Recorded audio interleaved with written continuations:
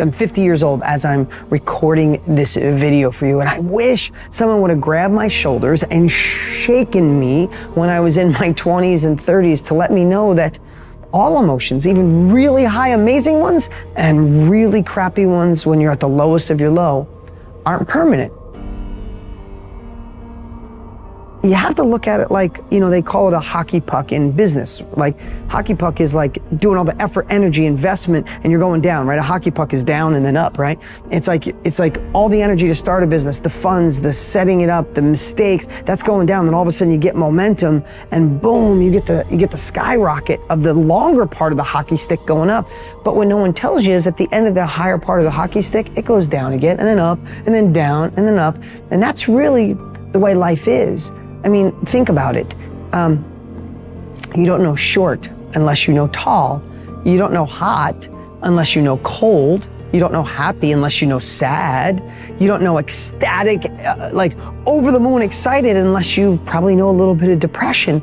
So I think it's designed by God, by the universe, that you don't get to have the success, the happiness, unless you go through the crap. So whatever you're going through right now, know that it won't last, especially if you take action to make sure it doesn't, especially if you write down what your compelling future is. What if you wrote down what you're no longer to accept again in the situation you're in, whether it's the job, the boyfriend, the friends, like set boundaries so it's the learning lesson. So the curve comes down and you learn, but it'll come back again. And I think here's the other side. Happiness, the ecstatic, perfect, family around, kids great, that doesn't last either. And I don't mean that I'm not trying to be depressing. What I want to say is be grateful and cherish the moments. Overlook the stupid stuff in life. Don't worry about the things that when you're 90, if you looked back, you'd say, why the hell did I waste a moment worrying about that? Like, if you're in a moment, if you're in a space, if you're in a place right now, maybe things are going great with your boyfriend or girlfriend, great with your job, great with your income, great with your career, great with your health. You know what? Know that it probably won't last forever. So take it in, be grateful, pray to God, appreciate what you have, go to bed, say your prayers or practice gratitude. Because we live in this hockey stick environment, and that's okay. You'd much rather live in that hockey stick environment so you understand the opposite of happiness, the back and forth, cold, hot, short, tall, happy, sad, right? Complexity, craziness, happiness, abundance. You'd rather live there. How you think and how you feel creates your state of being. So the person's entire state of being when they start their day is in the past. So what does that mean? The familiar past will sooner or later be predictable future. So if you believe that your thoughts have something to do with your destiny, and you can't think greater than how you feel, or feelings have become the means of thinking, by very definition of emotions, you're thinking in the past. And for the most part, you're going to keep creating the same life. So then people grab their cell phone, they check their WhatsApp, they check their text, they check their emails, they check Facebook, they take a picture of their feet, they post it on Facebook, they tweet something, they do Instagram, they check the news, and now they feel really connected to everything that's known in their life. And then they go through a series of routine behaviors. They get out of bed on the same side, they go to the toilet, they get a cup of coffee, they take a shower, they get dressed, they drive to work the same way, they do the same things, they see the same people, they push the same emotional buttons, and that becomes the routine, and it becomes like a program. So now they've lost their free will to a program, and there's no unseen hand doing it to them. So when it comes time to change, the redundancy of that cycle becomes a subconscious program. So now 95% of who we are by the time we're 35 years old is a memorized set of behaviors, emotional reactions, unconscious habits, hardwired attitudes, beliefs, and perceptions that function like a computer program. So then a person can say with their 5% of their conscious mind, I want to be healthy, I want to be happy, I want to be free. But the body's on a whole different program. So then how do you begin to make those changes? Well, you have to get beyond the analytical mind, because what separates the conscious mind from the subconscious mind is the analytical mind. And that's where meditation comes in, because you can teach people through practice how to change their brainwaves, slow them down. And when they do that properly, they do enter the operating system where they can begin to make some really important changes.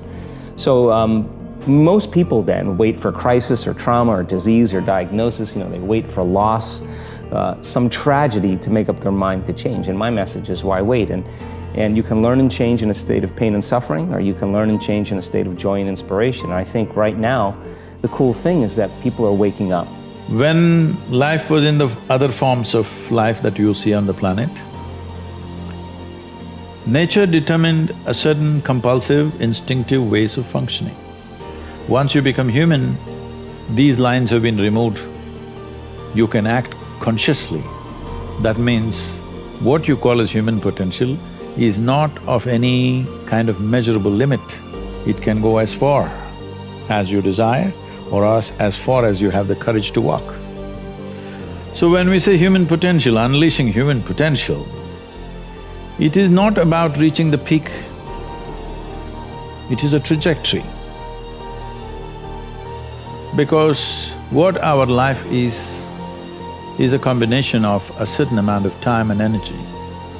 Time is rolling away for all of us at the same pace. If you sit, it rolls away, if you sleep, it rolls away, if you do something, it goes away, if you don't do anything, it goes away. You're happy or miserable, it goes away. Time is running out for all of us. So it's only the energy that you can do different things with. If you bring your energies to a certain level of intensity and possibility, what somebody does in 10 years, you may do it in 1 year. This means if you live here for 100 years, it feels like in people's impact that you have created, it feels like you lived here for 1,000 years, simply because you have managed your life energies in a certain way. So for me, a human being impactful means, how conscious have you become? This is very important. Because if you're in compulsive cycles, then your energy gets wasted in so many things. If you observe people in a day, let's take 24 hours, in that anyway most people by prescription in America they sleep for 8 hours So 8 hours means 1/3 of life is gone. In the remaining 2/3 they have to eat, they have to, shower, bathroom, this, that, all this, another 2-3 hours gone. So literally 50% of life is gone, daily basis, just for basic maintenance of this life. 50% of the time is gone in maintenance, remaining 50%, what they have. If you look at every single move that they may make with their body, their thought process, their emotions, you will see a whole lot of it is happening in compulsive cycles. Or in other words, if you are little sensitive to life, you will realize you are the biggest issue in your life. So this is one thing that I'm trying to do with people, that you are never the issue in your life. I'm not the issue. My thought, my emotion, my body is never the issue. My thought, my emotion, my energy and my body are my instruments of function. They are not impediments in my life. But I would say for 90% of the human beings, their own body, then the compulsions of the body, the compulsions of their thought, the compulsions of their emotions are ruling them most of the time. So when you yourself are a problem, well, you're on self-help. If your business fails, it doesn't matter. Did you grow? If your business succeeds, it doesn't matter. Did you grow? And I found that really liberating, because I was feeling like a failure for failing consistently. But when Rao changed my mental model, and he uses the word mental model, I started seeing failure as simply a means to growth. So when you see failure as a means to growth, you become immune to failure. And that is the real beauty here.